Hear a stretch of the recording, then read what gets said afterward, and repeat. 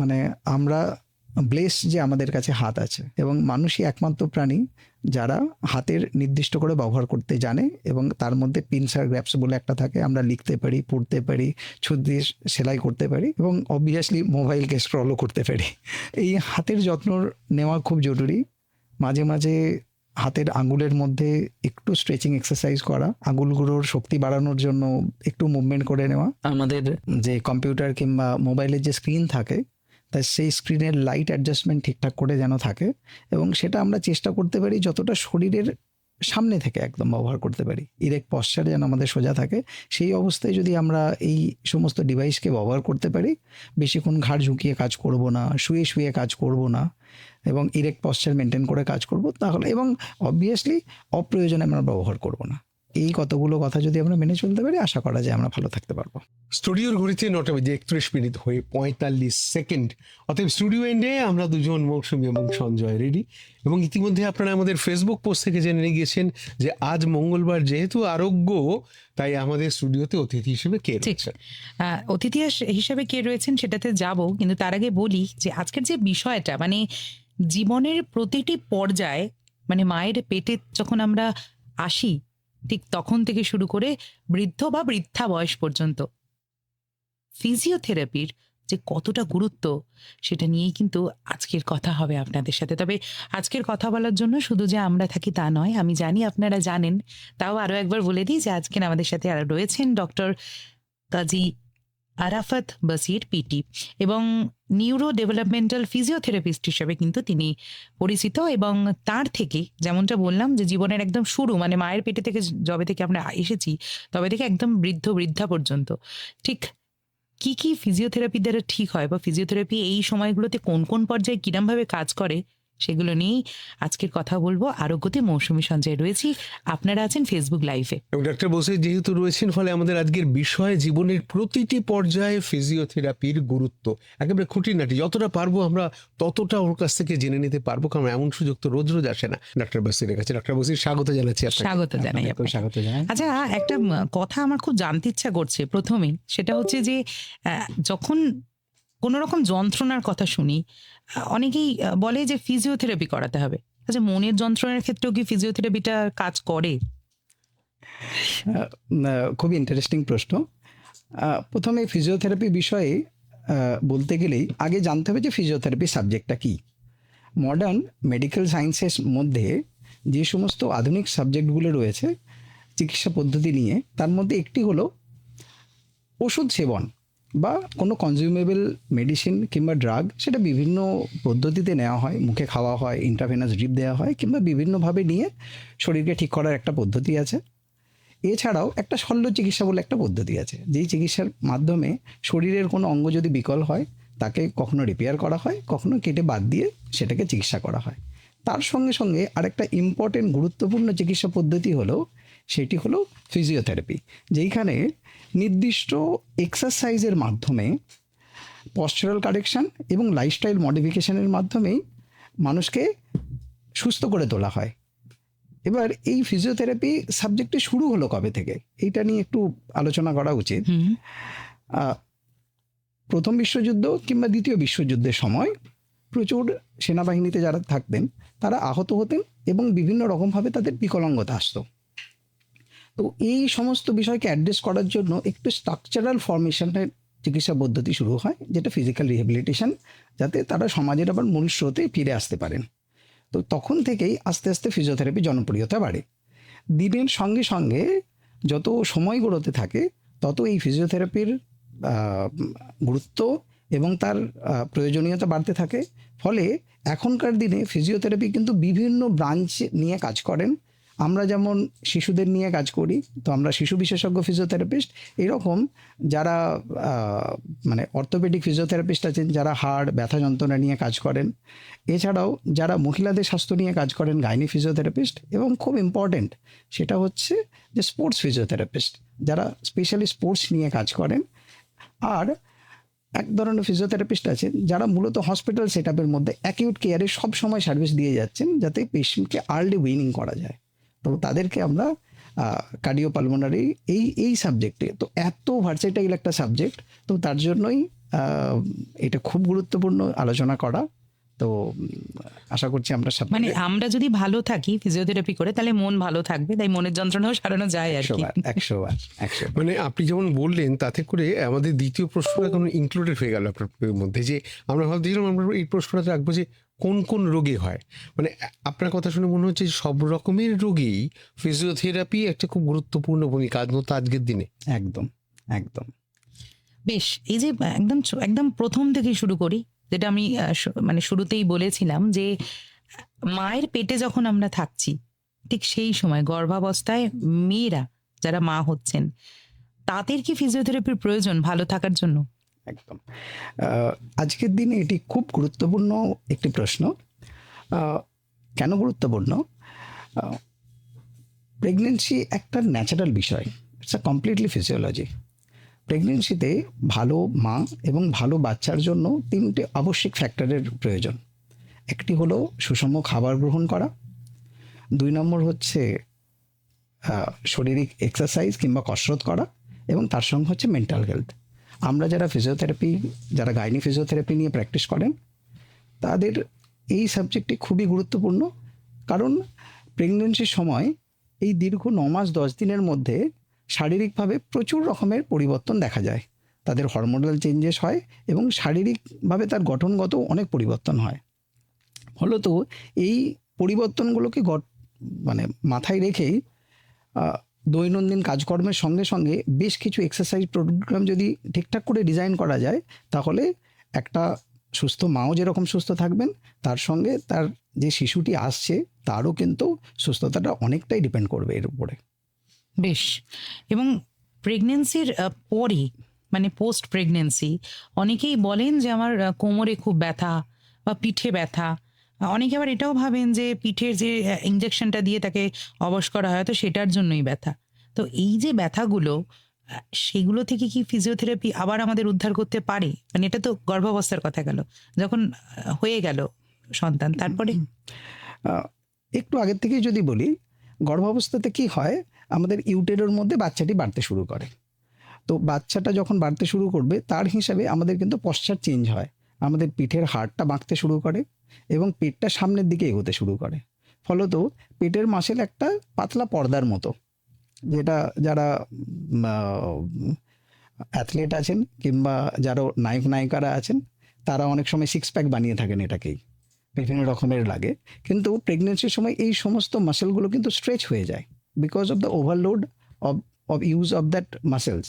এবার এই সময়ে যদি ব্যাক মাসেলের এক্সারসাইজ, তার সঙ্গে পেটের মাসেলের এক্সারসাইজ, এই সমস্ত জিনিসপত্রগুলো যদি করা যায়, তাহলে কিন্তু সেই মা অনেক ভালো থাকতে পারেন।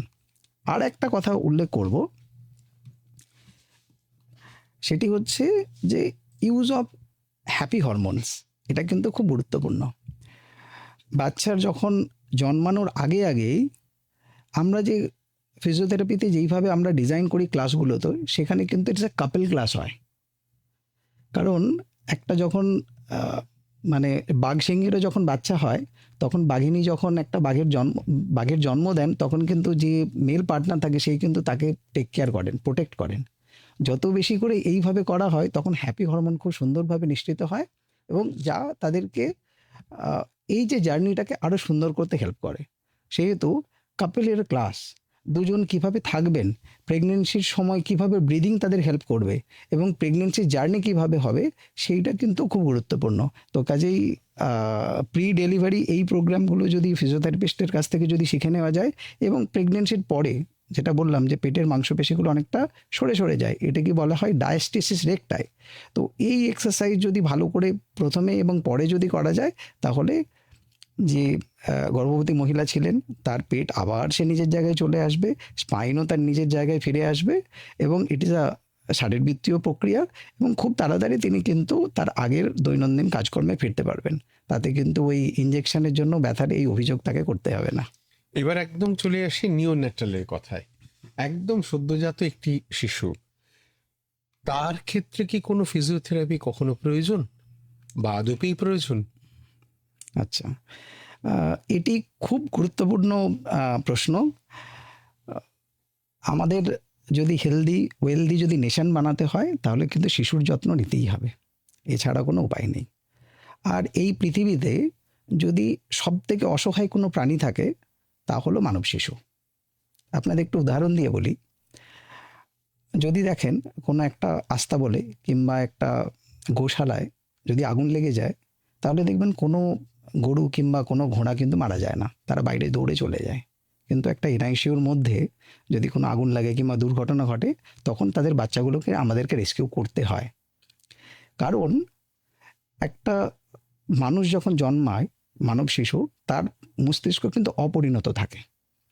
সে 20% পরিণত মস্তিষ্ক এবং 80% অপরিণত মস্তিষ্ক নিয়ে জন্মায়, যে পৃথিবীতে আসার পর থেকে সে বিভিন্ন রকমের কার্যকলাপ শিখে এই তার মস্তিষ্ক কিন্তু সমৃদ্ধ করে এবং বিভিন্ন কাজকর্ম শেখে। যেমন ঘাড় শক্ত হয়, তার সঙ্গে উঠে বসতে পারে, হামাগুড়ি দিতে পারে, হাঁটা চলা শেখে, হাতের কাজ করে, এই সমস্ত জিনিসপত্রগুলো করে। এটা প্রকৃতির নিয়মেই হয়, এর জন্য আলাদা করে ফিজিওথেরাপির প্রয়োজন নেই। কিন্তু কিছু কিছু শিশুরা আছে যারা আহ, মানে আল্লাহ কি বলবো না অ্যাক্সিডেন্ট বলবো, বিশেষভাবে চাহিদা সম্পন্ন। হ্যাঁ, তো তাদের ক্ষেত্রে কি হয়, ব্রেনের কোনো কোনো অংশ ক্ষতিগ্রস্ত হয়। বিভিন্ন কারণে হতে পারে, সেটা প্রিটার্ম ডেলিভারি হতে পারে, মায়ের নিউট্রিশন হতে পারে, মায়ের ট্রমা হতে পারে, it's may be mental or the physical trauma, it's may be infection, কিংবা বাচ্চাদের শিশুদের যে জন্ডিস হয় সেই জন্ডিস হতে পারে, কিংবা সুগারের কারণ হতে পারে, জন্মের সময় না কাঁদা, এই সমস্ত কারণের জন্য বাচ্চাদের মস্তিষ্ক ক্ষতিগ্রস্ত হয়। তো অতএব যে শিশুর মস্তিষ্কের ক্ষতিগ্রস্ত হয়েছে, তার পক্ষে কিন্তু এই স্বাভাবিকভাবে শেখাটা কিন্তু খুব অসুবিধাজনক হয়। তাদেরকে কিন্তু ফিজিওথেরাপির সাহায্যে অতি দ্রুত যদি কাজ করা সম্ভব হয়, তাহলে তার থেকে সব থেকে ভালো রেজাল্ট পাওয়া সম্ভব হয় এবং তার যে আগত যে ডিসেবিলিটি আমরা যেটা বলছি, যে ব্রেন আঘাতজনিত যে ডিসেবিলিটি, সেটাকে সব থেকে মিনিমাইজ করা সম্ভব।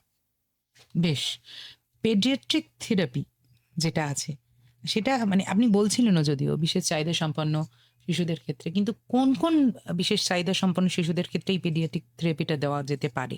হুম। এই বিষয়ে একটু অবগতির জন্যই বলবো যে এখানে মেডিকেল টার্মিনোলজি যদি নাও ইউজ করি, তাহলে এটা বলতে পারি যে বাচ্চাদের ক্ষেত্রে না আর্লি সাইন খুব গুরুত্বপূর্ণ। এটা আমাদের যারা বয়োজ্যেষ্ঠ মানুষ যারা আছেন, দাদু ঠাকুমারা আছেন কিংবা কাকা কাকিমারা আছেন, ওনারা কিন্তু দেখে বুঝতে পারেন যে বাচ্চাটির নির্দিষ্ট টাইমের মধ্যে 3 মাসের মধ্যে ঘাড় শক্ত হচ্ছে না, বাচ্চাগুলি ঠিকঠাক টাইম মতো বুঝতে পারছে না, কিংবা অপরের দিকে তাকিয়ে হাসছে না, কথা বললে রেসপন্ড করে না, আম, কিংবা ঠিকঠাক সময় মতো সে আহ, দাঁড়াতে পারছে না, হাঁটতে পারছে না। তো এই সমস্ত জিনিসগুলো যদি মাইলস্টোন ডিলে হয়, তো সেই সমস্ত ক্ষেত্রে কিন্তু অগ্রিম, যেটাকে আমরা আর্লি ইন্টারভেনশন বলি, এইটা কিন্তু করা খুব গুরুত্বপূর্ণ। এছাড়াও বিশেষ কিছু কিছু কন্ডিশন আছে, যেমন তার মধ্যে একটা অন্যতম হচ্ছে সেরিব্রাল পলসি। এটা বেসিক্যালি একটা নিউরো ডেভেলপমেন্টাল ডিসঅর্ডার, যেখানে মূলত মাংসপেশির মধ্যে আড়ষ্টভাব থাকে কিংবা শিথিলতা থাকে। তো যদি মাংসপেশির মধ্যে অতিরিক্ত শক্তভাব থাকে কিংবা শিথিলতা থাকে, তাহলে তার নির্দিষ্ট কাজ করতে অসুবিধা হবে। তো তার জন্য ফিজিওথেরাপির প্রয়োজন। কিছু শিশু রয়েছেন যার মধ্যে তার কমিউনিকেশনের ডিসঅর্ডার আছে কিংবা বিহেভিয়ারাল সমস্যা আছে, এইগুলো মেবি অটিজম স্পেকট্রাম ডিসঅর্ডার কিংবা এডিএইচডি, লার্নিং ডিফিকাল্টিজ, কিংবা ক্রোমোজোমাল ডিসঅর্ডারের মধ্যে ডাউন সিনড্রোম আছে। এই সমস্ত শিশুদের যত দ্রুত সম্ভব থেরাপি শুরু করা যায়, ততই তাদের বিকাশ ভালো করা, দ্রুত করা সম্ভব। এর পিছনে বিজ্ঞানটা একটু আলোচনা করার প্রয়োজন। বিজ্ঞানটি হলো যে আমাদের ব্রেন সেলের নতুন করে পুনর্জন্ম হয় না। শরীরের সমস্ত জায়গার পুনর্জন্ম হয়, কিন্তু ব্রেন সেলের পুনর্জন্ম হয় না। যার জন্য দেখবেন কারোর যদি হার্ট খারাপ হয়ে যায়, হার্ট রিপ্লেসমেন্ট হয়, কারোর যদি লিভার খারাপ হয়ে যায়, লিভার রিপ্লেসমেন্ট হয়, কিডনি রিপ্লেসমেন্ট তো খুব আকছাড়ি হয়, কিন্তু ব্রেনের রিপ্লেসমেন্ট কোনো জায়গায় শুনবেন না, কারণ ব্রেন সেলের কোনো রিজেনারেশন হয় না। তাহলে ব্রেন সেল ক্ষতিগ্রস্ত, ব্রেন সেল ঠিক হবে কি করে? আমাদের ব্রেনের একটা ইউনিক ক্ষমতা আছে, যেটাকে আমরা বলি নিউরাল প্লাস্টিসিটি, মানে সে তার নিজের মতো করে চেঞ্জ হতে পারে। তো কোনো ক্ষতিগ্রস্ত অংশ যদি আমরা ঠিক সঠিক পদ্ধতির মাধ্যমে তাকে যদি আমরা কর্টিক্যাল রিপ্রেজেন্টেশন বলি, মানে সঠিক কাজ যদি ব্রেনকে শেখা যায়, বহুবার ধরে যদি রিপিটেটিভলি শেখানো যায়, তাহলে কি হয়, ব্রেন নিজের থেকেই সেই জিনিসটা শিখে নেয় ডিউ টু নিউরাল প্লাস্টিসিটি। যার জন্য দেখবেন একজন ক্রিকেটারে যেমন বহুবার শ্যাডো প্র্যাকটিস করতে হয়, কিংবা একজন মানব শিশুকেও যেমন বহুবার পা চালিয়ে তাকে হাঁটা আসে, সেরকমভাবে আমরা ফিজিওথেরাপিস্টরা বহুবার ওই রিপিটেটিভ অ্যাক্টিভিটি করিয়ে করিয়ে তাদের মধ্যে তাদের পুরানো জায়গায় ফিরিয়ে আনতে পারি। আরোগ্যই আমাদের আজকের অতিথি ডাক্তার কাজী আরাফাত বাসির পিটি, যিনি এই শহরের প্রখ্যাত নিউরো ডেভেলপমেন্টাল ফিজিওথেরাপিস্ট, এবং তার সঙ্গে আমরা আজকে কথা বলছি জীবনের প্রতিটি পর্যায়ে ফিজিওথেরাপির গুরুত্ব নিয়ে। বাচ্চাদের থেকে এবার বাচ্চা একটু বড় হলো, স্কুলে যাচ্ছে, এই স্কুলে যাওয়ার সময় একটা হয় গ্রোয়িং পেন, ওই ব্যাগ নেওয়া বা খেলাধুলা করার চেষ্টা বড় করছে, হচ্ছে যখন সে একটু আস্তে বড় আস্তে। হচ্ছে, হাত পা ছুঁড়ছে, একটা গ্রোয়িং পেন হয়। এটা ডাক্তাররা বলেন, আমরা বহুকাল শুনে আসছি। এটারও কোনো ম্যানেজমেন্ট আপনার সাবজেক্টে? একদম একদম। গ্রোয়িং পেন বিষয়টা কিন্তু খুব ন্যাচারাল, কারণ বাচ্চাটা টডলার বয়সের সঙ্গে না খুব তাড়াতাড়ি বাড়তে থাকে।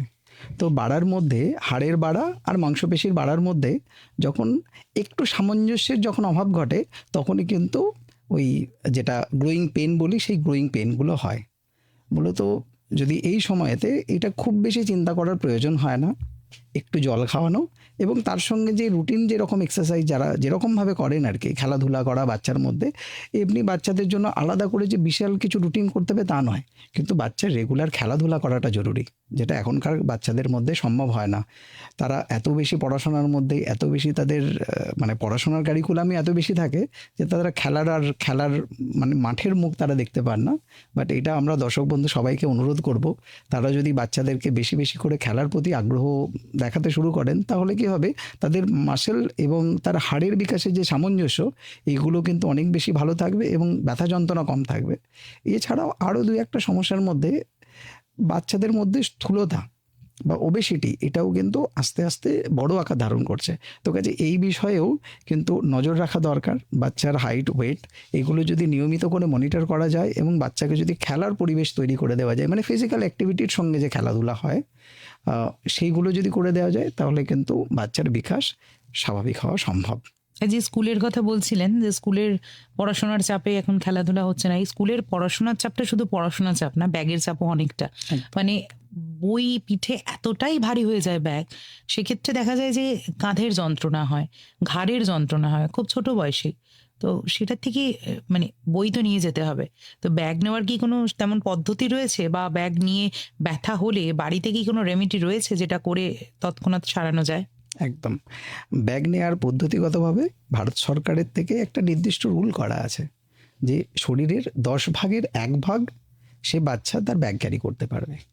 মানে যদি 40 কিলো ওজনের কোনো বাচ্চা হয়, তাহলে সে 4 কিলো ওজনের ব্যাগ, আর যদি কেউ 30 কিলো ওজনের বাচ্চা হয়, সে 3 কিলো ওজনের ব্যাগ বইতে পারবে। এটা একদম ম্যাক্সিমাম, ম্যাক্স টু ম্যাক্স।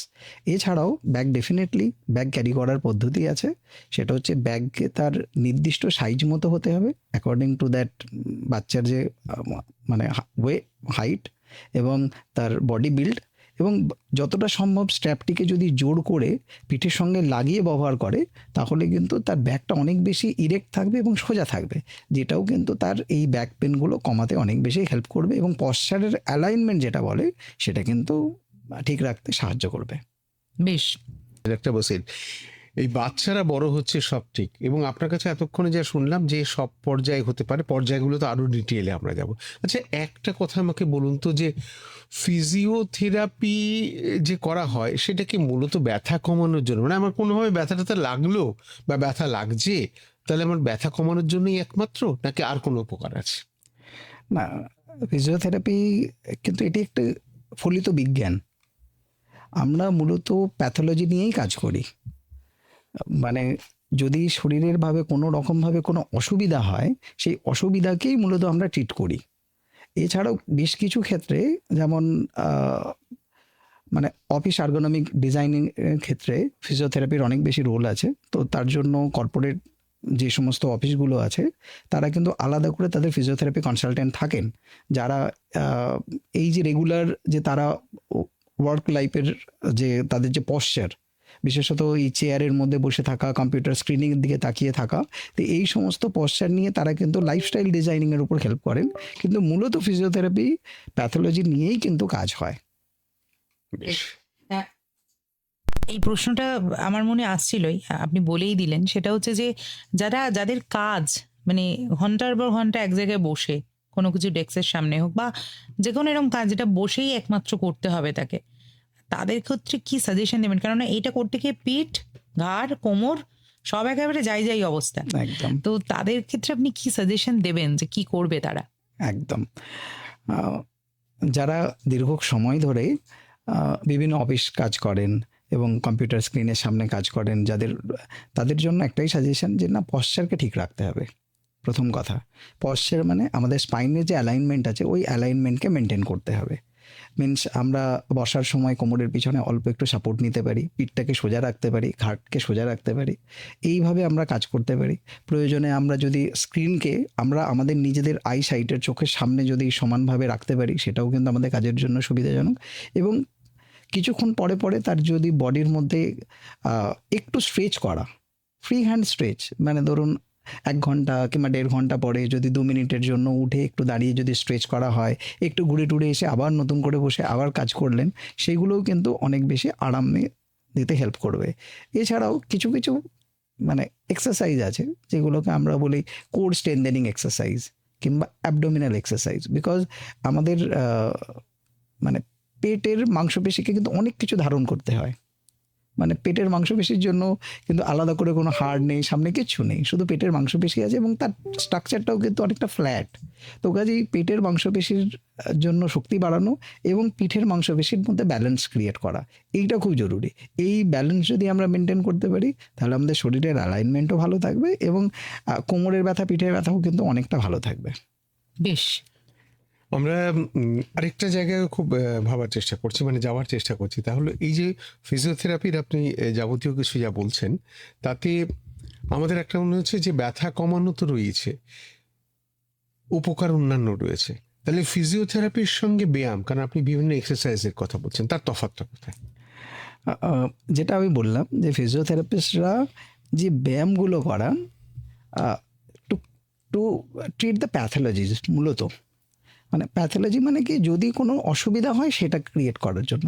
তো it will be a customise মানে ব্যাপার স্যাপার আর কি, মানে টেলার মেড আর কি, যে আমি একটা রেডিমেড জামা কিনলাম আর একজন টেলারের কাছে গিয়ে নিজের মতো করে বানিয়ে নিলাম।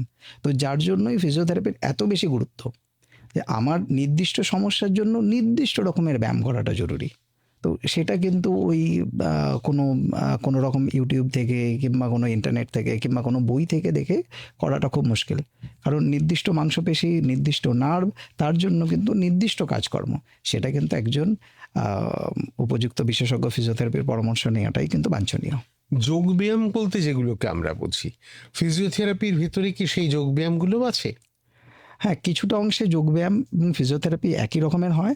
তারপরের মুহূর্তেই আবার বলবো, যেহেতু ফিজিওথেরাপি কাস্টমাইজ, তো যোগব্যায়ামকেও প্রয়োজনে কিছু কিছু ক্ষেত্রে কাস্টমাইজ করার প্রয়োজন হতে পারে। কারণ মানে কোনো মানুষের হয়তো তার স্থূলতাটাই হচ্ছে তার হাঁটুর জন্য সমস্যাজনক, তার পক্ষে এমন কোনো মানে যোগব্যায়াম আছে যেটা হাঁটু মেরে তাকে নিচে মাটিতে বসতে হবে কিংবা তাকে শুয়ে কাজটা করতে হবে এবং শোয়ার পর থেকে তার উঠতে অসুবিধা। তখন আমরা ফিজিওথেরাপিস্টটা তার জন্য কাস্টমাইজ হয়ে হয়তো স্পেশাল কিছু বেডের অ্যারেঞ্জ করে দেওয়া, এমন বেডের সঙ্গে এমন কিছু থাকবে যেটা তার মুভমেন্টকে একটু অ্যাসিস্ট করবে, ওই এক্সারসাইজ করাটা অনেকটা ইজি বানাবে। তো এইভাবে আমরা কাজ করে থাকি। বেশ। আরো একটা জিনিস যেটা মানে খুব শোনা যায় সেটা হচ্ছে যে প্রায়শই যে একটু রিল্যাক্সেশনের জন্য মাসাজ করে এলাম, ঠিক আছে? তো এই মাসাজ এবং ফিজিওথেরাপি, এটা কতটা পার্থক্য বা আদৌ কি কোনো পার্থক্য রয়েছে? হ্যাঁ, অবশ্যই রিল্যাক্সেশনের জন্য মাসাজ মানে খুবই এন্টারটেনিং এবং ডেফিনেটলি শরীরের মধ্যে আরাম দেয়। কিন্তু মাসাজেরও নির্দিষ্ট বিজ্ঞান আছে, মাসাজেরও প্রয়োজন আছে, এরকম নয় যে মাসাজের প্রয়োজন নেই। যারা অ্যাথলিট আছেন তাদের জন্য থেরাপিউটিক মাসাজ হয়, তো মাসেলের সোরনেসের জন্য মাসাজ হয়, কিন্তু এটা নন কোয়ালিফাইড কারোর কাছ থেকে কিন্তু মাসাজ রেকমেন্ডেড একদমই নয়। এতে হিতে আপনাদের বিপরীত হতে পারে। তো কাজেই এই বিষয়ে সতর্কতা অবলম্বন করা প্রয়োজন। বেশ, আপনি বললেন কোয়ালিফাইড কারোর কাছে করার জন্য, কিন্তু আমাদের এই আকাশবাণী থেকে জাস্ট একটু দূরে বাবুঘাটে মাসাজের জন্য খুব বিখ্যাত। মানে আমরা অনেক সময় ভিডিও দেখেছি বা যারা নিজের চোখে দেখেছেন যে একদম সেই পিঠের ওপর উঠে বা সেরকম ভাবে মাসাজ করা মানে হয়, সেই সাদা সেটা বাংলায় আমরা কতটা- শুনতাম না, দলাই মলাই। একদম। সেটা কতটা যুক্তিযুক্ত বা সেটা কি আদৌ করানোটা ঠিক? আহ, এটা মানে আমারও শোনা কথা, আমি কোনোদিন দেখিও নি, বাট অবশ্যই এগুলো রেকমেন্ডেড নয়। ফিজিওথেরাপিটা কি খুব দীর্ঘমেয়াদী প্রসেস? আহ, কিছু কিছু ক্ষেত্রে দীর্ঘমেয়াদী, আবার কিছু কিছু ক্ষেত্রে কিন্তু খুব তাড়াতাড়ির মধ্যে সেরে যান। এটা ডিপেন্ড করে যে কি অবস্থাতে আসছেন সেই রকম। যদি কোনো মাস্কুলার রিলেটেড পেইন হয় তখন কিন্তু খুব তাড়াতাড়ি উপকার পাওয়া সম্ভব, মেবি হয়তো 1 or 2 সেটিংয়ের মধ্যে হয়ে যায়। বাট যদি নিউরোলজিক্যাল ইস্যু থাকে অনেক সময় সেটা দীর্ঘমেয়াদী হয়। যে ঘাড়ে যন্ত্রণা, প্রথমে মানে যদি শরীরের দিকে আসি, প্রথমেই আমাদের ঘাড়টা মাথার পরে আসছে। ঘাড়ে যন্ত্রণা, একটানা বসে আছি, কাজ করছি, ঘাড়ে যন্ত্রণা, এবং সেখান থেকে অনেক কিছু হচ্ছে যেটা কমনলি আমরা জানি স্পন্ডোলাইসিস। তো সেইটা থেকে মুক্তি পাওয়ার জন্য ফিজিওথেরাপি বা ঘরের কোনো এক্সারসাইজ কি করা যেতে পারে, বা ফিজিওথেরাপি থেকে এটা পুরোপুরি সেরে যায়? আচ্ছা, স্পন্ডালোসিস বা ঘাড়ের যন্ত্রণা এটা কিন্তু খুব কমন ব্যাপার স্যাপার আর কি। আর মানে ঘাড়ের কাঁধের ব্যথা হয় না এরকম মানুষ নেই। মানে আমরা নিজেরাও যদি আমাদের ঘাড়টাকে একবার হাত দিয়ে দেখি, কোনো না কোনো একটা জায়গা পাবো যে এখানে বেশ ব্যথা হয়, এবং কেউ যদি একটু চাপটাপ দিয়ে টিয়ে দেন বেশ আমাদের আরামই হয়। তো ঘাড়ের ব্যথার জন্য spondylosis it's a degenerative process. মানে হাড়ের ক্রমবর্ধমান, হাড় যত বেশি ব্যবহার হচ্ছে তত বেশি আস্তে আস্তে ক্ষয় হতে থাকে। তো একটা বয়সজনিত ব্যাপার এটার সঙ্গে রিলেটেড। বাট আমরা এর হেলথ ভালো করব কি করে? কারণ সার্ভাইকাল আমাদের 7টা ভার্টিব্রা আছে, তার একটা নির্দিষ্ট পজিশন আছে, মানে একটা সি শেপেড একটু কার্ভেচার করে থাকে সার্ভাইকাল ভার্টিব্রাগুলো। এবং এই সার্ভাইকাল ভার্টিব্রা থেকে বিভিন্ন রকমের নার্ভ মাথা থেকে নেমে কিছু কিছু নার্ভগুলো তো অবশ্যই তা ক্যানেল বরাবর থেকে গিয়ে নিচের দিকে যায়, এবং কিছু কিছু নার্ভ হাতে সাপ্লাই দেয়, এবং আঙুলে আমাদের যে হাতের ফাইন মুভমেন্ট করি সমস্ত কিছুকে তারাই কন্ট্রোল করে। তো অবশ্যই যদি এই অস্টিওফাইটস মানে হাড়ের ক্ষয়গুলো যদি তাদের নার্ভ এন্ডিংগুলোকে যদি ব্লক করে, তখন হাতের মধ্যে ঝিনঝিন চিনচিন ব্যথা এগুলো তো থাকেই। পশ্চারের কারণে, মানে ব্যাড পশ্চারের কারণে একদিকের মাসেলের স্প্যাজম খুব কমন। এছাড়াও মানে হাত পা এমন, মানে খুব বেশি যদি কর্ডগুলো কম্প্রেশন হয়ে যায় তখন হাত পা অবশ হয়ে যাওয়া, এইসব ব্যাপারগুলোও থাকে।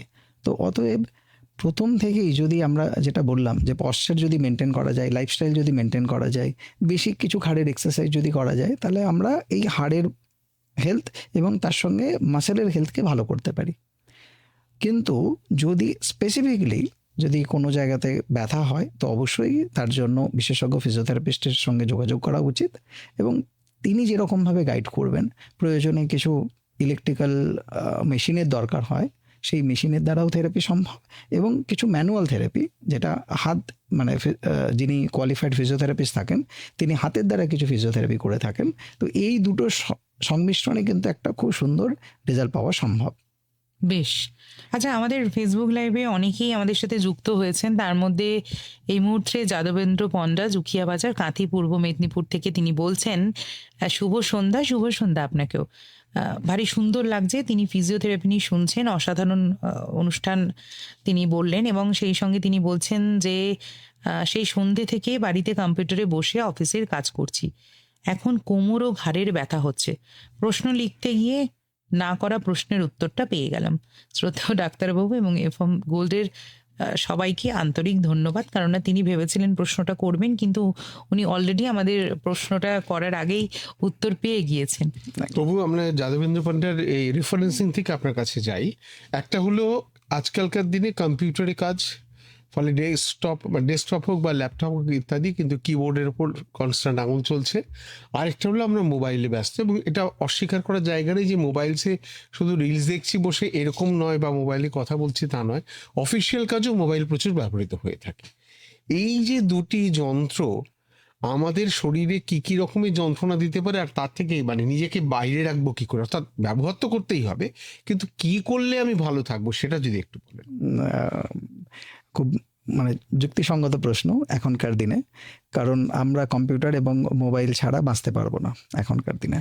তো এটি ব্যবহার করার জন্য বিশেষত হাতকে আমাদের ভালো রাখতে হবে।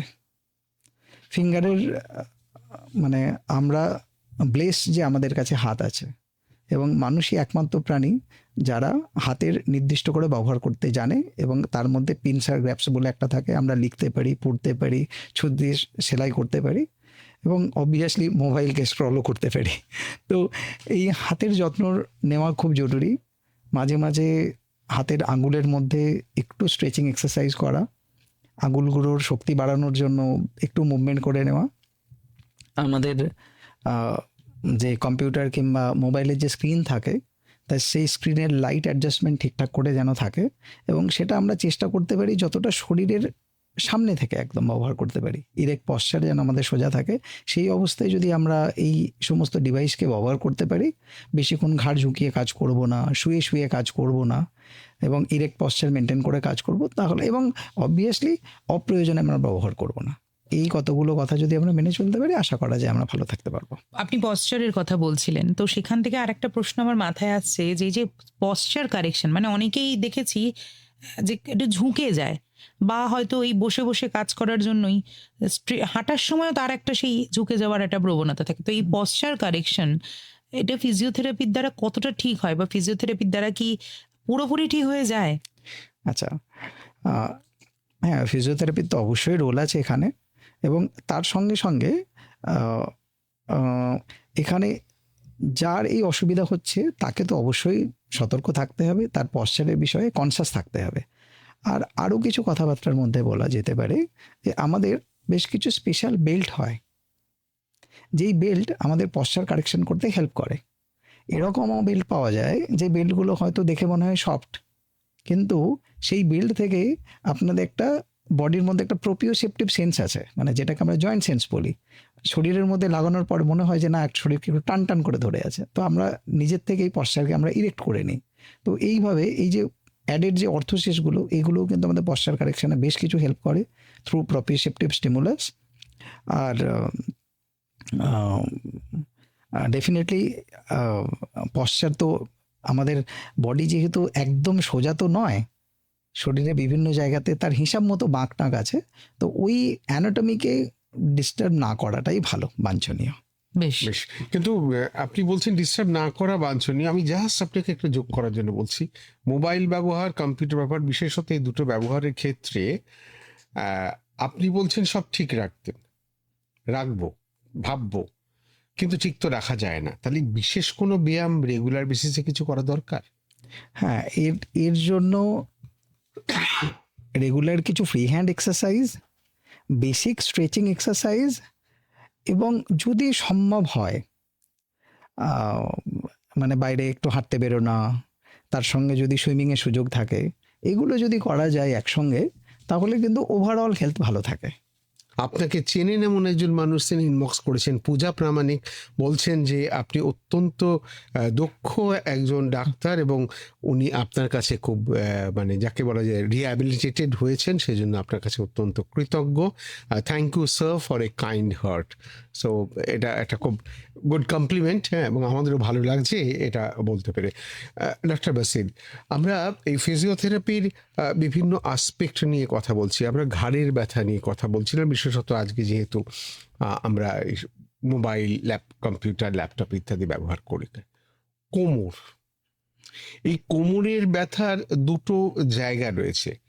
দেখুন, বাঙালি একটু ছোটোখাটো ভরি থাকবে না, এটা হয় না যে না হলে বাঙালিকে আইডেন্টিফাই করা যায় না। আরেকটা হলো, বিশেষত আমরা যারা ছেলেরা, তারা ছোটবেলায় নানা রকম খেলাধুলা, গাছে ওঠা, দুষ্টুমি বদমাইশি যাতায়াত করি, তার অনেকগুলো চোট কোমরের মধ্যে থেকে যায়। আমি আমার এই বয়সে এসে বুঝতে পারি আমার ছোটবেলার সেই সব কাণ্ড কারখানাগুলো এখন আমাকে ভোগায়, জানান দিচ্ছে। এই যে দুটো আসপেক্ট, একটা হচ্ছে আমার ছোটবেলাকার নানান রকম বিষয়, আরেকটা হচ্ছে এই স্বাভাবিকভাবেই আমাদের হয়, মানে বিশেষত যারা বসে কাজ করেন তাদের একটা ভরির বিষয় থাকে।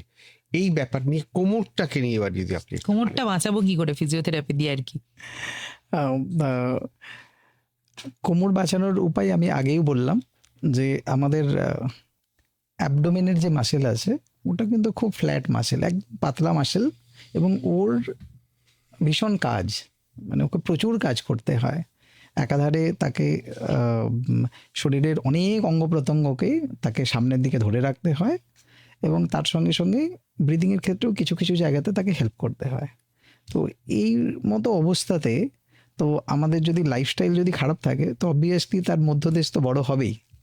তো মধ্যদেশকে ঠিক রাখা এবং তার সঙ্গে সঙ্গে যতটাই মধ্যদেশ সামনের দিকে এগিয়ে আসবে তার সঙ্গে সঙ্গে পিছনের ব্যাক যে স্পাইন আছে সেটাও কিন্তু সামনের দিকে এগিয়ে আসবে।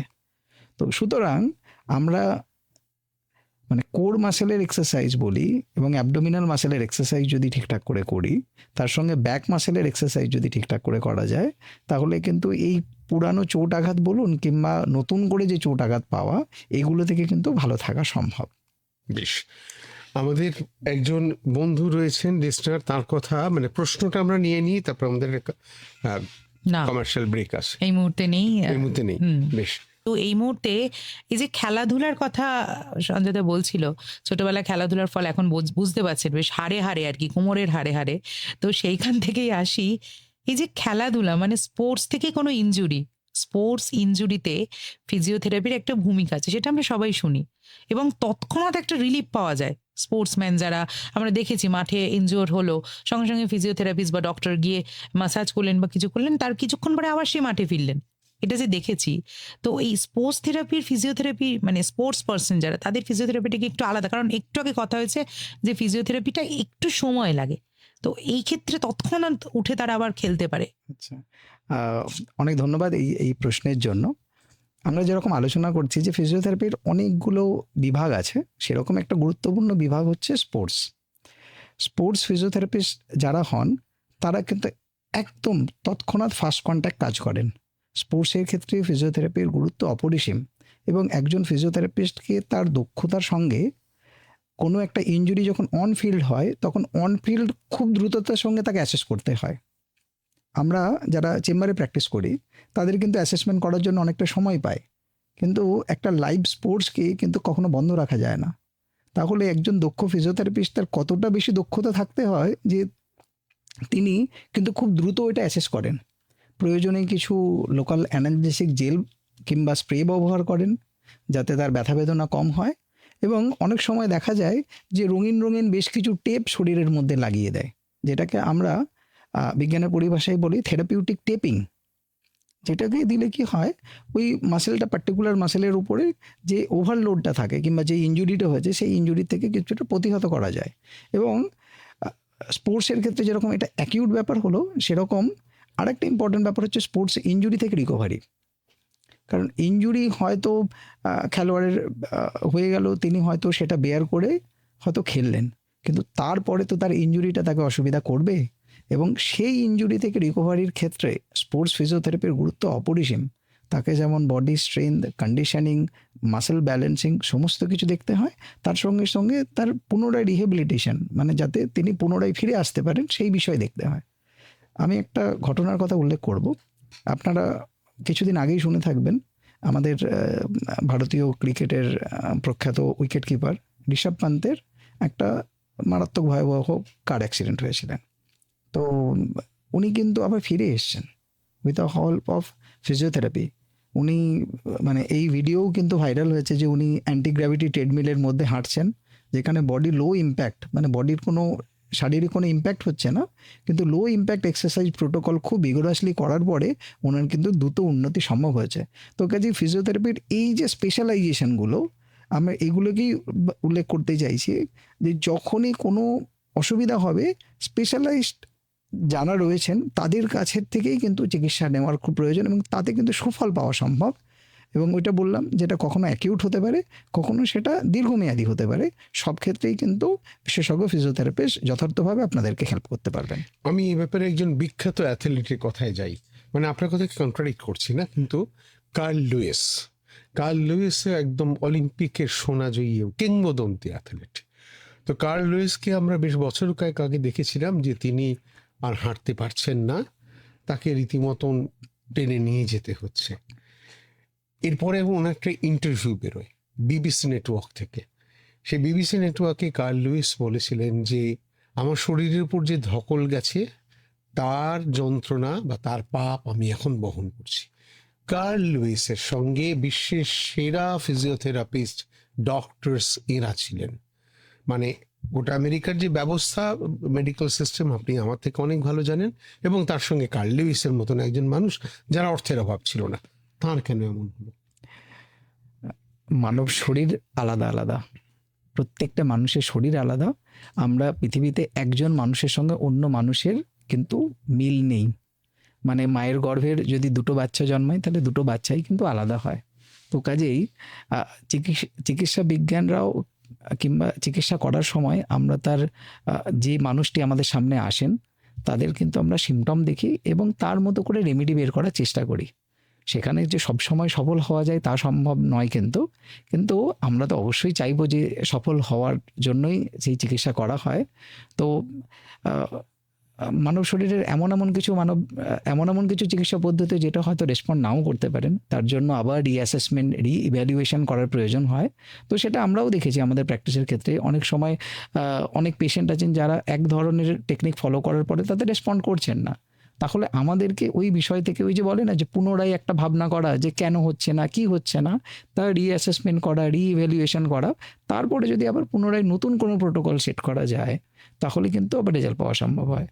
মদন ও কৃষ্ণাকুণ্ডু আরামবাগ থেকে হোয়াটসঅ্যাপ করেছেন, বয়স 50, কোন কোন ব্যায়াম করলে দীর্ঘ কোমর ব্যথার উপশম পাবো? আচ্ছা, কোমর ব্যথা থেকে উপশম পাওয়ার জন্য অবশ্যই নিজের পশ্চারকে সোজা রাখতে হবে, পশ্চার ইরেক্ট রাখতে হবে, লো ব্যাক স্ট্রেচিং বেশ কিছু এক্সারসাইজ হয়। এছাড়াও আপনি প্রয়োজনে সুইমিং করতে পারেন। এছাড়াও আপনার যে রেগুলার যে অ্যাক্টিভিটির মধ্যে কিছু ফ্রি হ্যান্ড অ্যাক্টিভিটি যদি যোগ করতে পারেন, আর যদি নিজের ওজনকে যদি ঠিকঠাক ধরে রাখতে পারেন তাহলে কিন্তু লো ব্যাক পেন অনেকটাই কম করা যাবে। ফেসবুক লাইভে বেশ কিছু প্রশ্ন আমাদের এসেছে, তার মধ্যে বিভার্থী রায় তিনি বলছেন যে want to here more about early detection of motor disorder in newborn babies. তার আগে বলে দিই, অভিনন্দন জানিয়েছেন আপনাকে, খুব সুন্দর লাগছে তার অনুষ্ঠান। অনেক ধন্যবাদ। উনি জানতে চেয়েছেন যে আমরা শিশুদের মোটর সমস্যাকে কিভাবে নিরীক্ষণ করব। তো এই নিরীক্ষণ করার বেশ কিছু টেকনিক আছে, মানে কিছু ইন্টারন্যাশনাল রুলস আছে কিংবা ইন্টারন্যাশনাল স্কেল আছে, যার মধ্যে আমি দুটো স্কেলের কথা বলতে চাই। এমন একটি স্কেল আছে যেটাকে আমরা বলি জেনারেল মুভমেন্ট, যে নিউবর্ন বেবিরা, যেটাও বললাম আর কি, মানব শিশু সব থেকে অসহায় এই পৃথিবীতে। তো তারা যখন জন্মায় তারা কিন্তু কোনো কিছু শিখে আসে না, সব কিছু পৃথিবী থেকে নতুন নতুন করে তারা শিখতে থাকে। তো সেরকমভাবেই মানব শিশু যখন জন্মায় তারা কিছু প্রিমিটিভ মুভমেন্ট নিয়ে জন্মায়। সেই প্রিমিটিভ মুভমেন্ট আস্তে আস্তে তার ইন্টেলেকচুয়াল মুভমেন্টের মধ্যে কিন্তু ট্রান্সফার করে যায়, যারা সে তার নিজের ইচ্ছায় সব কিছু করতে পারে। আমরা যখন মানব শিশুর হাতে যদি হাত দেন তখন দেখবেন হাতটা মুঠো করে নেয়। এটা বেসিক্যালি একটা বাঁদরের মধ্যেও থাকে। একটা বানর যখন একটা গাছ থেকে অন্য গাছে জাম্প করে তাকে কিন্তু ভাবতে হয় না যে হাতটা বন্ধ করার প্রয়োজন আছে না প্রয়োজন নেই, ও অটোমেটিক্যালি বন্ধ হয়ে যায়। কিন্তু আমরা হচ্ছে বিশ্বের সব থেকে অন্যতম প্রাণী যাদের আমাদের হাতের মধ্যে ম্যানিপুলেটিভ অ্যাকশন আছে। আমরা হাতকে নিজের ইচ্ছায় মুভমেন্ট করতে পারি, আমরা নিজের ইচ্ছায় সব কাজ করতে পারি। তো এই যে ট্রান্সফরমেশন হয়, মানে প্রিমিটিভ মুভমেন্ট থেকে যে ইন্টেনশনাল মুভমেন্টে যে ট্রান্সফরমেশন হয়, এটা অ্যাসেস করার জন্য একটা স্কেল আছে যেটা কি বলা হয় জেনারেল মুভমেন্ট স্কেল।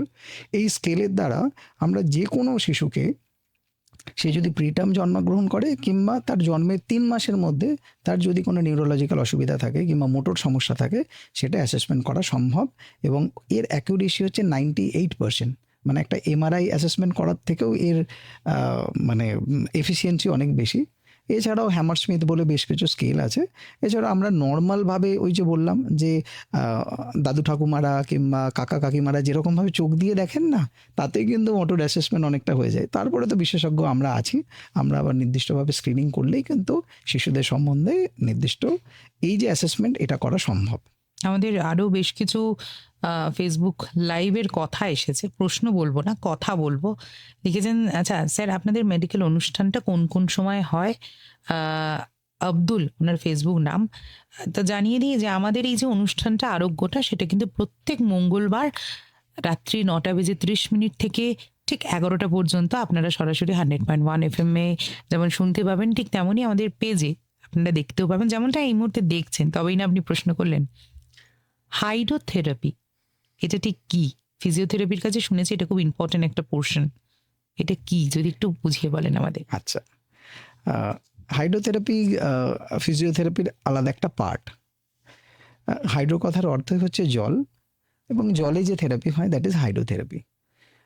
বেসিক্যালি আমরা যেটা ইউজ করি সেটা একটা থেরাপিউটিক পুল ব্যবহার করি একটা, মানে it's a kind of swimming pool, but এটি অনেকটা স্যালো পুল হয়, মানে এর গভীরতা খুব বেশি থাকে না। মোটামুটি স্ট্যান্ডার্ড হাইড্রোথেরাপি পুলের গভীরতা ম্যাক্সিমাম 4 ফুটের মতো হয়। এছাড়াও এই পুলের জল কিন্তু হিটেড হয়, মানে অল ওয়েদার পুল এবং হিটেড পুল। মানে জলের যদি গরম জল যদি পাওয়া যায় তাহলে কিন্তু শরীরের যে ব্যথা বেদনা এটা কিন্তু দূর করতে অনেক হেল্প করে। এছাড়াও শিশুদের ক্ষেত্রে কিংবা বয়স্ক মানুষদের যারা স্ট্রোক কিংবা স্পাইনাল কর্ড ইনজুরির যারা পেশেন্ট আছেন তাদেরকে কিন্তু স্প্যাস্টিসিটি বলে, মানে শরীরের আড়ষ্টভাব কিংবা শক্তভাব বলে একটা বিষয় আছে। গরম জল কিন্তু এই শক্তভাবকে কমাতে হেল্প করে, তো তারা কিন্তু অনেক বেশি কমফোর্টেবল বোধ করেন এই গরম জলের মধ্যে। তো এইটি একটি বিষয় গেল। এছাড়াও জলের বেশ কিছু নিজস্ব প্রপার্টি আছে, তার মধ্যে একটা প্রপার্টি হচ্ছে বয়েন্সি বা প্লবতা, যেটাকে আমরা বলি। মানে আর্কিমিডিসের সূত্র অনুযায়ী জলের মধ্যে যতটা শরীরকে ইমার্স করা যায় ততটাই ওজন হালকা হয়ে যায়। তো কাজেই একজন হয়তো হেভি ওয়েট মানুষ, যাকে হয়তো ল্যান্ডে এক্সারসাইজ করাতে খুব অসুবিধা বোধ করি কারণ তার বডি ওয়েট খুব বেশি, কিন্তু তিনি যখন জলের মধ্যে আসবেন তার ওজন কিন্তু অনেক হালকা হয়ে যায়, অনেক হালকা মানে প্রায় নেই হয়ে যায়। তো সেই নেই ওয়েট অবস্থাতে আমি তাকে যে কোনো রকমের এক্সারসাইজ তাকে করানো যেতে পারে জলের মধ্যে, এবং যেই মানুষ হাঁটতে পারেন না, যেহেতু জলের মধ্যে তার ওজন কম, তাদের পক্ষে কিন্তু হাঁটাও সম্ভব। এই বিষয়ে একটু বলে রাখি, ধরুন একজন পেশেন্ট যার হয়তো কার্ডিয়াক হোক, লাং হোক, এই সমস্ত কমপ্লায়েন্সেস আছে, তার সঙ্গে তার হাঁটুটারও অবস্থা মানে একটু খারাপ, যাকে হয়তো টোটাল নি রিপ্লেসমেন্টের জন্য রেকমেন্ড করেছেন, কিন্তু যেহেতু তার হার্ট লাং ঠিকঠাক সাপোর্ট করছেন না, অ্যানাস্থেসিস পারমিট করছেন না, সেহেতু তিনি হাঁটুর ব্যথাতে কাতরও হয়ে আছেন। তার জন্য কিন্তু হাইড্রোথেরাপি একটা সলিউশন। কারণ এই যে জল, এই জল কিন্তু তার বডি ওয়েটকে কম করে দেবে। আমরা জলের মধ্যে আন্ডার ওয়াটার ট্রেডমিল ব্যবহার করি যেটা জলের মধ্যে চলে, কিংবা অ্যাকোয়া বাইক ব্যবহার করি যেটা জলের মধ্যেই ব্যবহার করা যায়। তো কাজেই এই যে ওয়েট ফ্রি এনভায়রনমেন্টের মধ্যে সেই পার্টিকুলার মানুষ যদি এক্সারসাইজ পারফর্ম করেন, তার যেমন এক্সারসাইজও হবে কিন্তু তার সঙ্গে সঙ্গে তার বডিতে ইম্প্যাক্টও হবে না। লো ইম্প্যাক্ট এক্সারসাইজ প্রোটোকলের কিন্তু হাইড্রোথেরাপি জুড়ি মেলা ভার, তো যাতে খুব ভালো রেজাল্ট পাওয়া সম্ভব। মৃত্যুঞ্জয় দে কসবা থেকে প্রশ্ন করেছেন, ওনার প্রশ্নটা আগে রাখি। আমার বয়স 72 বছর, আমি ফ্রি হ্যান্ড এক্সারসাইজ করি। আমার ক্যাটারেক্ট অপারেশন হয়েছে, কতদিন পর ফ্রি হ্যান্ড এক্সারসাইজ চালু করতে পারবো? সর্বাঙ্গাসন কি করা যেতে পারে? এটা ওনার প্রশ্ন। কথায় ফিরি মৃত্যুঞ্জয় বাবুর প্রশ্নের উত্তর নিয়ে। বয়স 72, ক্যাটারেক্ট অপারেশন হয়েছে, এক্সারসাইজ করেন, কবে এক্সারসাইজ শুরু করতে পারবেন এবং এর মাঝে উনি সর্বাঙ্গাসন করতে পারবেন কিনা? আচ্ছা, 72 বছর বয়স মৃত্যুঞ্জয় বাবুকে আমি স্বাগত জানাই। মৃত্যুঞ্জয় বাবু এখন 72 বছর বয়সে নিজের জন্য শরীরের যত্ন নেন, রীতিমতো এক্সারসাইজ করেন, তো ওনাকে সাধুবাদ জানাই।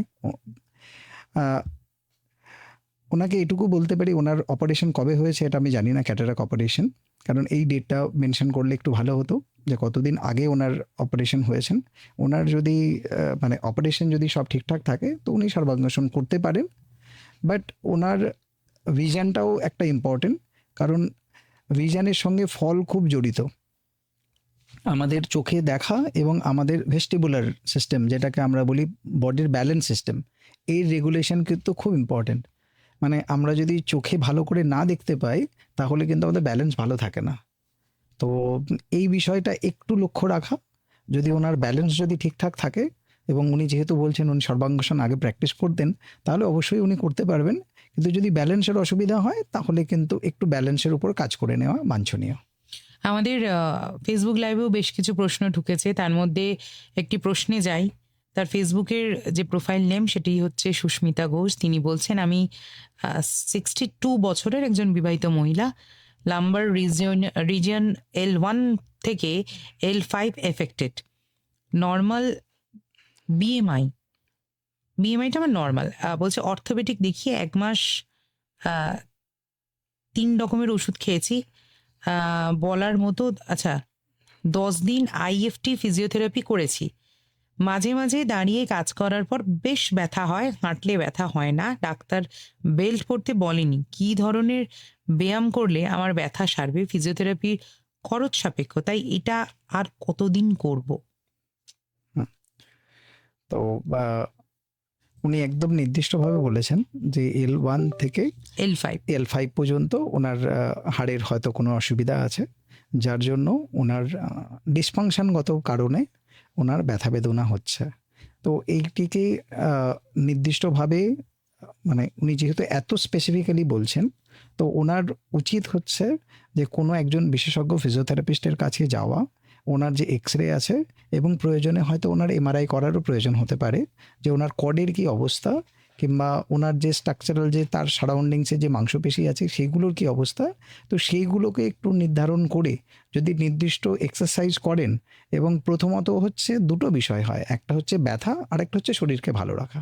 তো অবশ্যই ব্যথা যদি না কমে তাহলে কিন্তু শরীর ভালো হয় না। আর আমরা ব্যথার উপর কিন্তু এক্সারসাইজ করাটাও মোটেও মানে খুব একটা আনন্দদায়ক হয় না। তো কাজেই ব্যথা কমানোর জন্য উনি যেরকম কিছু ইলেকট্রিক্যাল মানে স্টিমুলেশন নিয়েছেন, সেটা কিভাবে কাজ করেছে মানে সেটা উনি বলছেন যে কাজ করেনি। তো সেটাকে আরেকবার নতুন করে রিভ্যালুয়েশন করা, এবং যদি এক্সারসাইজটা নিয়মিত চালিয়ে যান, আশা করছি উনি ভালো থাকতে পারবেন। ফোনে একজন আছেন, দেখি যদি কথা বলা যায়। নমস্কার। হ্যালো, হ্যালো, নমস্কার। নমস্কার, বলুন। হ্যাঁ, বলছি আমি আরামবাগ হুগলি থেকে শেখ মোহাম্মদ মহসিন বলছি। ডাক্তারবাবুকে নমস্কার। বলছি আর্থারাইটিস কি ভালো হবে না? একদিন জানতে চাই এটা। মহসিন সাহেব, আপনার বয়স কত? আপনার বয়সটা একটু বলুন। হ্যাঁ, বয়স 66।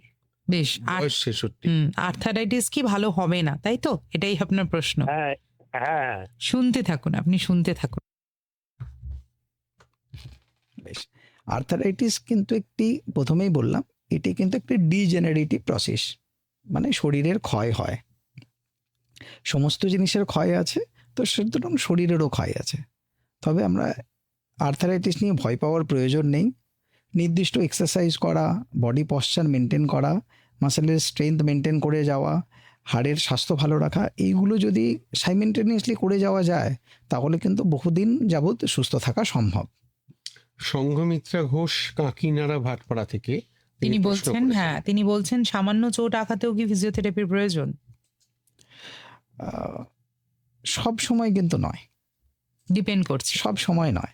কারণ বলি, সামান্য চোট আঘাতের ক্ষেত্রে একটা আপনাদের এই শ্রোতা বন্ধু সবাইকেই জানাতে চাই, রাইস বলে একটা ট্রিটমেন্ট প্রোটোকল আছে, খুব সহজ, RICE। রাইসের R for rest, I for ice, E for elevation and C for compressive bandaging. এইটা একদম ফার্স্ট এডের মধ্যেই পড়ে। তো এইগুলো যদি করা যায় তাহলে কিন্তু অনেক অংশে কিন্তু আপনার যে অ্যাকিউট যে চোট আঘাত সেগুলো থেকে আরাম পাওয়া সম্ভব। হ্যাঁ, এটা যদি দীর্ঘমেয়াদী হয়, এটার থেকে যদি অন্য রকমের সমস্যা হয়, তাহলে তো অবশ্যই চিকিৎসা প্রয়োজন। বিভাস বারুই ফেসবুকে প্রশ্ন করেছেন, ভেস্টিবুলার রিহ্যাবে ফিজিওথেরাপিস্টের ভূমিকা কি আছে? একদম, ভেস্টিবুলার সিস্টেম হচ্ছে মানুষের শরীরের অত্যন্ত গুরুত্বপূর্ণ সিস্টেম। মানে এটিকে আরেকটু পরিষ্কার ভাষায় যদি বলি, আমরা কিন্তু সমস্ত কিছুকে 3 ডাইমেনশনে দেখি। আমাদের কিন্তু 3টে ডাইমেনশন আছে। তো আমাদের ভেস্টিবুলার যে অ্যাপারেটাস আছে, যেটিকে আমরা বলি ককলিয়া, ওখানে কিন্তু 3টে সেমি সার্কুলার ক্যানেল আছে। সেই 3টে সেমি সার্কুলার ক্যানেল আমাদের কখনো সামনে পিছনে, মানে আগে পিছনে, সাইডে এবং ঘূর্ণায়মান অবস্থায়, এই 3টে পশ্চারকে কিন্তু কন্টিনিউয়াস মনিটর করে যাচ্ছে। এবার এর মধ্যে যদি কোনো অসুবিধা হয় তাহলে কিন্তু আমাদের মাথা ঘুরে যাওয়া কিংবা আমাদের ভাটাইগো হওয়ার চান্স কিন্তু খুব বেশি। তো কাজেই এই ভাটাইগো ম্যানেজমেন্ট করার জন্য কিন্তু মানে খুব অল্প ওষুধের রোল আছে। তো এইখানে দরকার হচ্ছে নির্দিষ্ট ফিজিওথেরাপি প্রোগ্রাম ডিজাইন করা, যাতে তার এই যে সেমি সার্কুলার ক্যানেলের যে ফাংশনগুলো, যেটা ম্যাল ফাংশন হয়েছিল, সেটা যেন তার পুরনো জায়গায় ফিরে আসতে পারে। তো এর জন্য বিশেষজ্ঞ যারা ফিজিওথেরাপিস্ট আছেন, যারা এই ভেস্টিবুলার রিহ্যাব নিয়ে কাজ করেন, ওর জন্যই বললাম যে এটা এতটাই ইন্টারেস্টিং এবং এতটাই ইম্পর্টেন্ট সাবজেক্ট যে এইগুলোকে নিয়ে আরও মানুষের মধ্যে উনি যে কোশ্চেন করেছেন, আমি ওনাকে সাধুবাদ জানাই যে এত নিখুঁতভাবে কোশ্চেন করার জন্য। যে মানুষের মধ্যে এই অ্যাওয়ারনেসগুলো যদি থাকে, ওনারা যদি নির্দিষ্ট থেরাপিস্টের হেল্প নেন, তো ওনার কিন্তু ভালো রেজাল্ট পাওয়া সম্ভব। ফ্রোজেন থেরাপি এবং তার সাথে টেনিস এলবো, এইগুলো কি ফিজিওথেরাপির দ্বারা ঠিক হয় এবং এগুলো কি?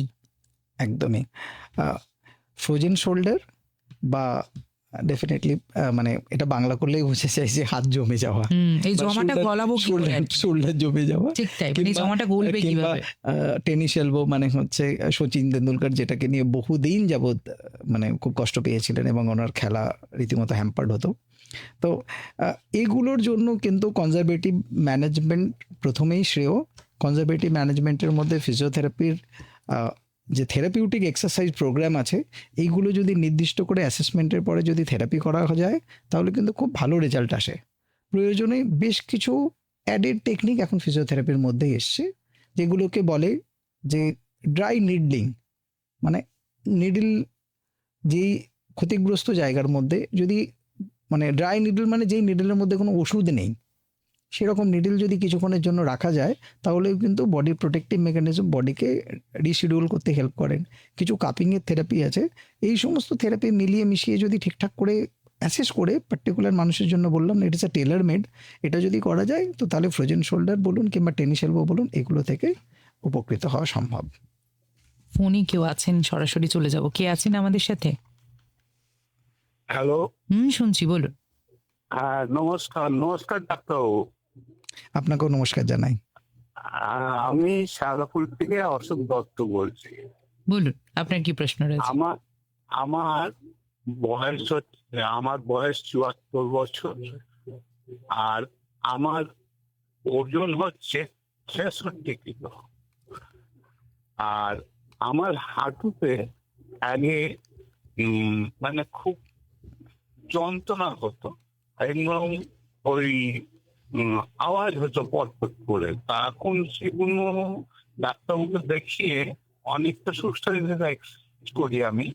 ব্যায়াম স্পন্ডলাইটিস আছে, অনেক রকম ব্যায়াম করতে হয়। তা এখন ব্যায়াম করি, হাঁটুতে যন্ত্রণা নেই, কিন্তু বাঁ হাঁটুতে একটু যখন হাঁটু এক্সারসাইজ করি না, একটুখানি পটপট করে আওয়াজ হয়। এটা কি কোনো যন্ত্রণা করে না কিন্তু ডাক্তারবাবু? কিন্তু এটা কি আবার যেতে হবে বুঝতে পেরেছি, শুনতে থাকুন আপনি। ওই হাঁটুর যে আওয়াজটা, ব্যথা নেই কিন্তু ওটা হতে থাকছে, তার জন্য কি করবেন, কি করণীয়? ডাক্তারবাবুর কাছে যাবেন নাকি নিজেই কিছু ট্রিটমেন্ট করবেন, কি করবেন তিনি? উনি খুব মানে সুস্থ জীবনযাপন নির্বাহন করেন এবং ওনার ব্যথা ছিল, কিন্তু সেইগুলো উনি এক্সারসাইজ করে নিজেকে ঠিক রাখেন, ওনাকে সাধুবাদ জানায়। হাঁটুর ব্যথা আসলে কি, হাঁটু এগুলো সাইনোভিয়াল জয়েন্ট। সাইনোভিয়াল জয়েন্ট মানে দুটো জয়েন্টের মাঝখানে একটা বালিশের মতো জিনিস আছে। তো সেইগুলোর মধ্যে বাবেল কখনো একটার সঙ্গে একটা রোটেশন হলে হয়তো অনেক সময় সে হাত ফাটে না, সেরকম মতো অনেক সময় আওয়াজ হয়, কিংবা হাঁটুর মধ্যে কড়কড়ে আওয়াজ হয়। এবার যদি সমস্যা যদি না করে, তাহলে আমরা হয়তো কিছুদিন আরো অপেক্ষা করতে পারি। বেশ, আমাদের আলতোস আব্দুল ফেসবুকে প্রশ্ন করেছেন, মহিলাদের বাম দিকের পুরো বডি, হাত পা প্যারালিসিসের ক্ষেত্রে কোন কোন ব্যায়াম উপকারী, একটু আলোচনা করবেন? মহিলাদের ক্ষেত্রে কেন? আমার মনে হয় এটা সবারই মিলে হবে, হয়তো কোনো ডিজিজ রয়েছেন সেটা। একদমই এটা তো মহিলাদের ডিটেলসটা আরেকটু জানলে মহিলাদের বিষয় ভালো। নয়, কারণ একদিকের বডি প্যারালাইসিস, এটা আমরা মূলত যেই কারণের জন্য হয়ে থাকে, সেটা আমার মনে হয় related to stroke. Stroke means it's মানে ব্রেনের যে ভাস্কুলার সিস্টেম আছে, তার মধ্যে যদি হঠাৎ কোনো অ্যাক্সিডেন্ট হয়, তাহলে আমাদের মানে বডি বাইপ্যাসিয়াল সিমেট্রিক্যাল, এবং আমাদের ডান দিকের বডিকে কন্ট্রোল করে বাঁ দিকের ব্রেন বা বাঁ দিকের হেমিস্ফিয়ার, এবং আমাদের ভাইস ভার্সা। তো সেহেতু যদি কোনো অংশের যদি স্ট্রোকের কারণে যদি মানে প্যারালাইসিস হয়ে যায়, তাহলে কিন্তু তার ফিজিওথেরাপি কিন্তু একমাত্র মানে রাস্তা আর কি। এর সঙ্গে অনেক অ্যাসোসিয়েটেড থেরাপি আছে, সেগুলোর মধ্যে আমি আসছি, কিন্তু ফিজিওথেরাপির গুরুত্ব অপরিসীম এবং এটা যত দ্রুত সম্ভব আহ, করা সম্ভব, তো তত দ্রুতই কিন্তু ভালো রেজাল্ট আসে। তো এটা কিন্তু অবহেলা করার বিষয় নয় একদমই। আমরা পরের প্রশ্নে চলে যাব। ফেসবুক লাইভ থেকে এসেছে প্রিয়া মজুমদার। তিনি বলছেন যে তার বয়স হচ্ছে 40। তিনি বলছেন আমার degenerative disc disease MRI report এসেছে L5S1, এতে বেশি প্রবলেম, বসে থাকলেই খুব ব্যথা করে। বয়স তো উনি বলেছেন ওনার বয়স 40। কিভাবে কমবে যদি একটু জানান। না, ওনার ডিজেনারেটিভ প্রসেস যেটা বললাম, ডিজেনারেটিভ হাড়ের বিষয়গুলোই 30, 35, 40-এর পর থেকে ডিজেনারেটিভ ব্যাপারগুলো বাড়তে থাকে। ওনার যেহেতু বয়সটা 40, তো একটু মেনোপজাল হিস্ট্রি যদি জানা যেত সেটা ভালো হতো। তো হাড়ের উপরে বিশেষ নজর দেওয়া প্রয়োজন, কারণ একটু কম বয়সের মধ্যেই ওনার হাড়ের মধ্যে ডিজেনারেটিভ প্রসেসগুলো একটু বেশিই বলছেন।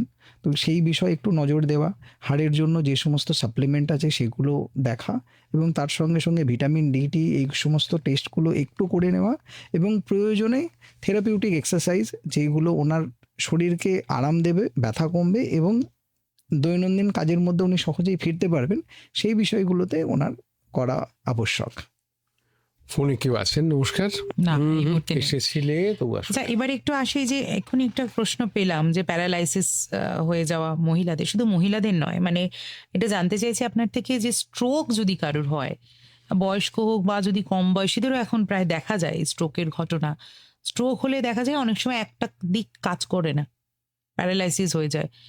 তো সেই ক্ষেত্রে ফিজিওথেরাপি কতটা গুরুত্বপূর্ণ সেটাকে কিওর করার জন্য, বা ফিজিওথেরাপির মাধ্যমে কি সেই পোর্শনটা, যে পোর্শনটা একদম প্যারালাইসিস হয়ে গেছে, আবার আগের মতো ফিরতে পারে?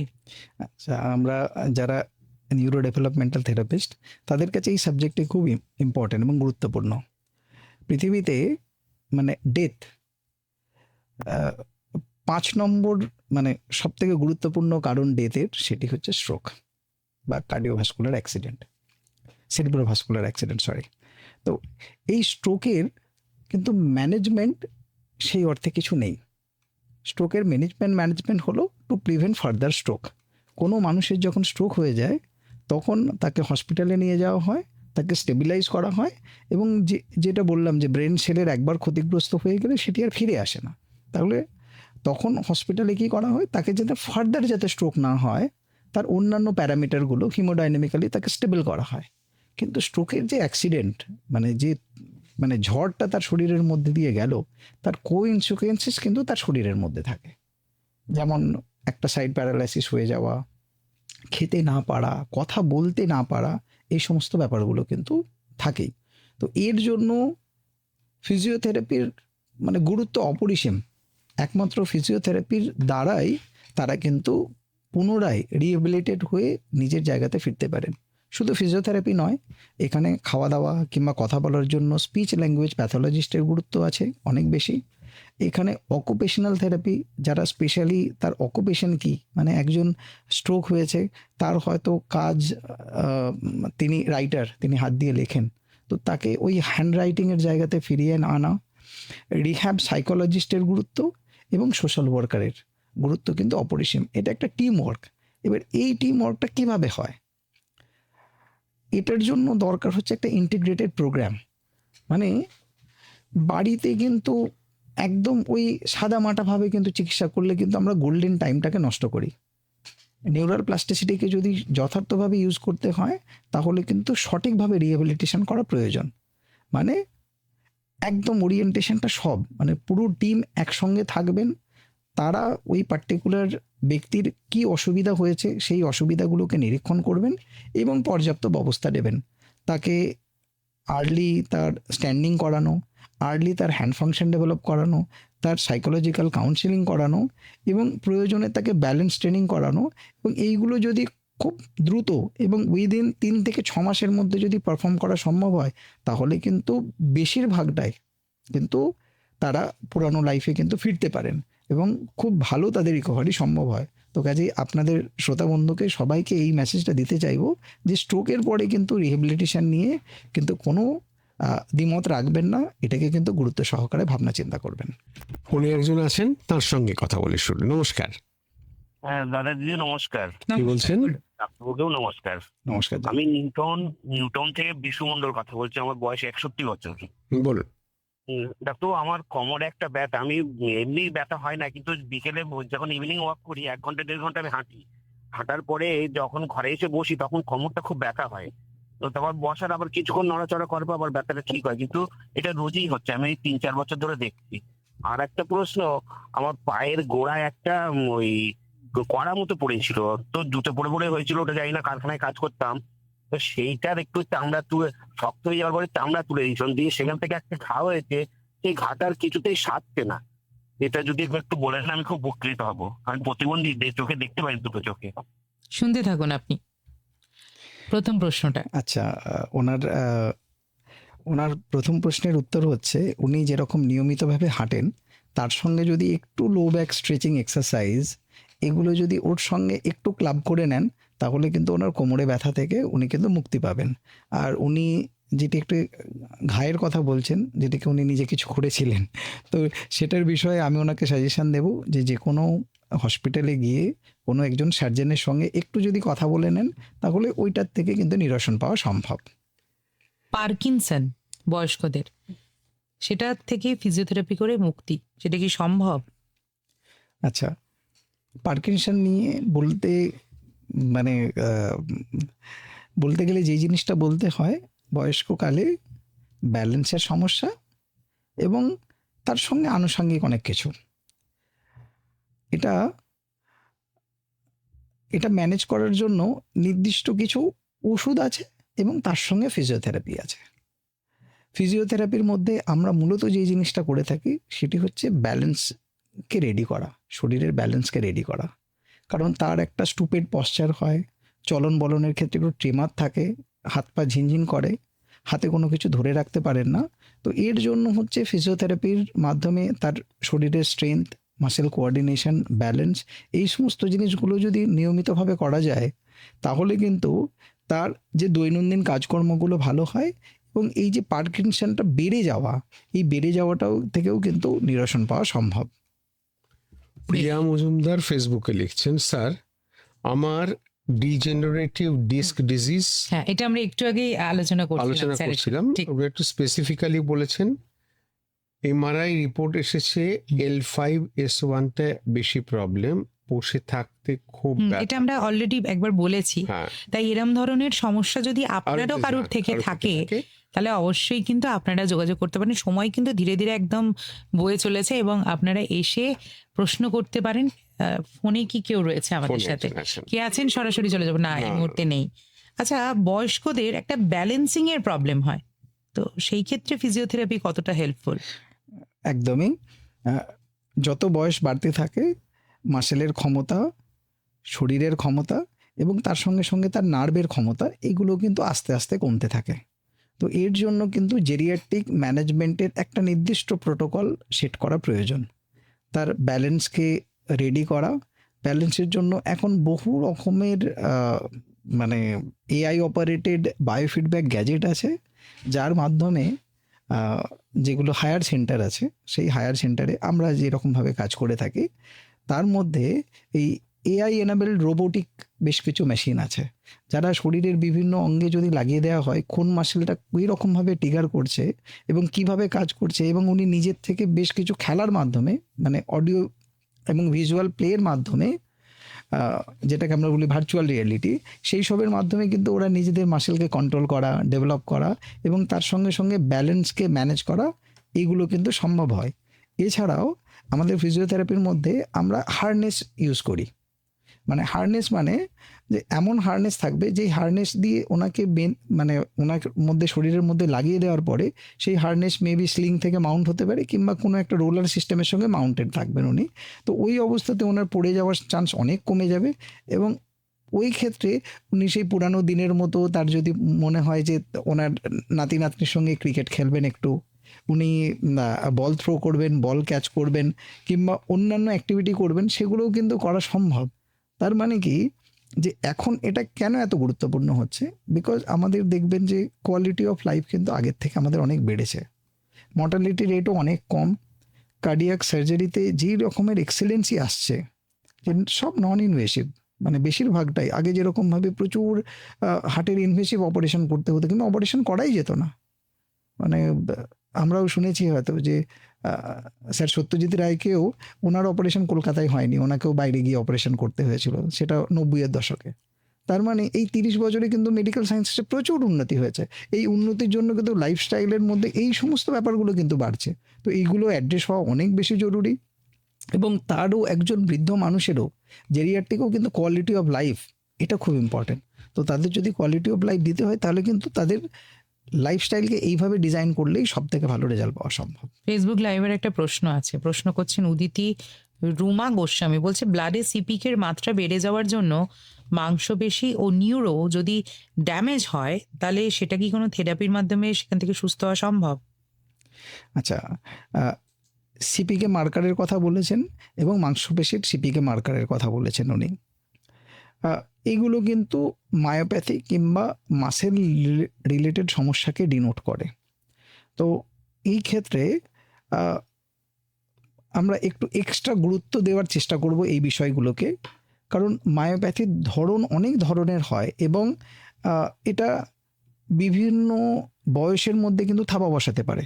কোনো মায়োপ্যাথি আছে যেগুলো জন্ম থেকে হতে পারে, কোনো মায়োপ্যাথি আছে বয়সের কিছু কাল থেকে হয়তো দেখা যায়, কিছু কেমন মায়োপ্যাথি আছে যেগুলো লাস্ট স্টেজের মধ্যেও ধরা পড়ে। মায়োপ্যাথি কিন্তু আবারও বললাম যে মাসেলের ডিজেনারেটিভ, মানে ক্রমক্ষয়মান, আস্তে আস্তে খারাপ হয়ে যাওয়ার ব্যাপার।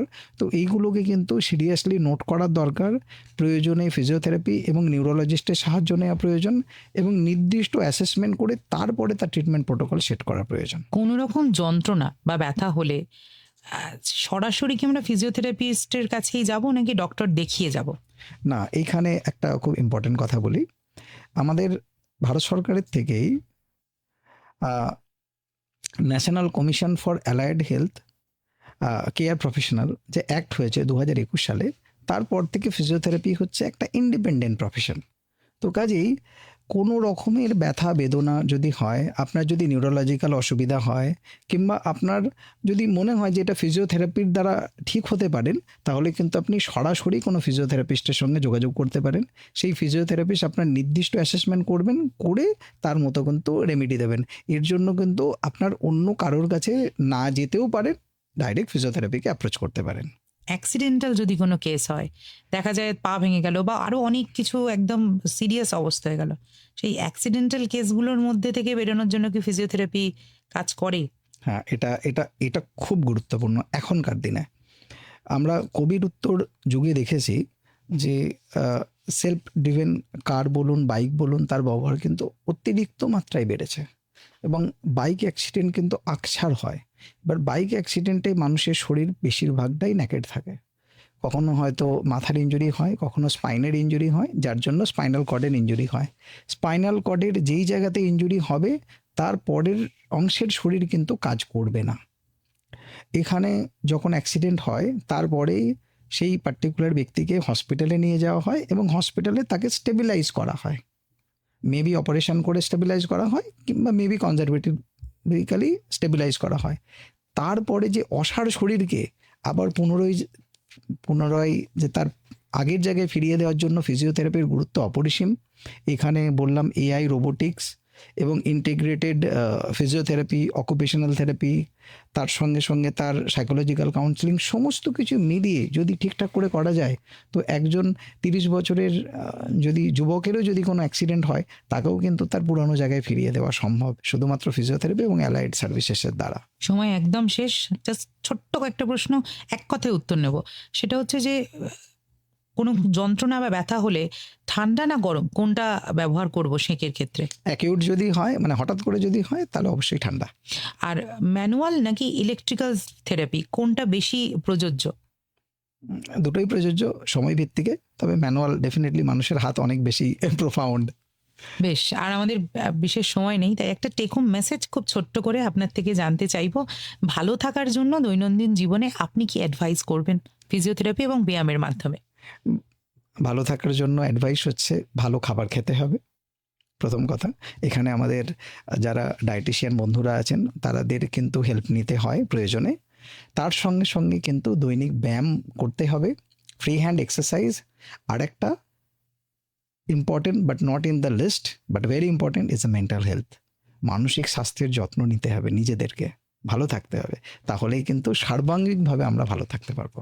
এই যে আপনি খাবার কথাটা বললেন না, ভালো খাবার, সেটা কি মূলত গ্রিন ভেজিটেবলস ইত্যাদিগুলো?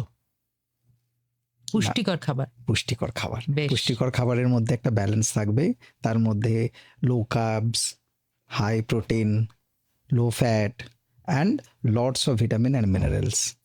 বেশ, আমাদের সময় আর নেই, মানে আমরা চাইছিলাম যাতে না হয় দীর্ঘমেয়াদী হয় আরো যেন আরো অনেকগুলো প্রশ্ন ছিল, স্বাভাবিকভাবে সেগুলো আর আলোচনা করা গেল না। ঘড়ির কাঁটা বলছে যে এই শহরের প্রখ্যাত নিউরো ডেভেলপমেন্টাল ফিজিওথেরাপিস্ট ডাক্তার কাজী আরাফাত বাসির পিটি, তাকে আমাদের বিদায় জানাতে হবে। ডাক্তার বসির, শুভরাত্রি জানাই, সঙ্গে একটা আবদার নিয়ে এরকম কোনো একটা পর্বে আপনার ব্যস্ততার মাঝেও আরো একবার হয়তো আপনাকে আমরা চাইবো। ডেফিনেটলি।